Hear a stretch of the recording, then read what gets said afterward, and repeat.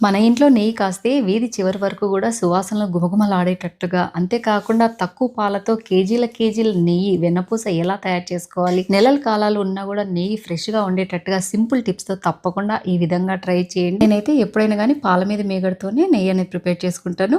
నెల రోజుల మీగడండి డీప్ ఫ్రిడ్జ్‌లోంచి ముందు రోజు మనము నార్మల్ ఫ్రిడ్జ్‌లో పెట్టామనుకోండి, ఇలా నెయ్యి ప్రిపేర్ చేసేదానికి ఈజీగా ఉంటుంది. అంతేకాకుండా వేస్ట్ అవ్వకుండా ఉంటుందండి. ఇదిగోండి ముక్కాలు వంతు మనం మీగడ అనేది వేసుకున్న తర్వాత మిక్సీ జార్‌లో తగినన్ని ఒక పెద్ద గ్లాస్ వరకు వాటర్ పోసి ఇలా ఒక్కసారి పాజ్ బటన్ ఆన్ చేస్తూ, ఆఫ్ చేస్తూ ఒక 2 టైమ్స్ ఇలా మిక్సీకి వేస్తే సరిపోతుందండి. చూడండి వెన్నపూస అనేది ఈజీగా తయారవుతుంది. తర్వాత పప్పు గుత్తి తీసుకునేసి ఇలా వెన్నపూసని బాగా మిక్స్ చేసామనుకోండి, వెన్నపూస అనేది నీట్‌గా క్లీన్ అవుతుంది. అంతేకాకుండా నెయ్యి ప్రిపేర్ చేసిన తర్వాత కూడా ఎక్కువ వేస్టేజ్ అనేది రాకుండా ఉంటుందండి. తర్వాత చల్లని నీళ్ళు అంటే బాణలలో నీళ్ళు కానీ లేకుంటే ఐస్ వాటర్ కానీ పోసామనుకోండి, వెన్నపూస అనేది కరగకుండా గడ్డ కట్టినట్టుగా అలా వస్తుంది. తర్వాత నీళ్ళు వచ్చేసి ఇలా తేటగా ఉండాలండి. అప్పుడు వెన్నపూస నీట్‌గా క్లీన్ అయినట్టు లెక్క.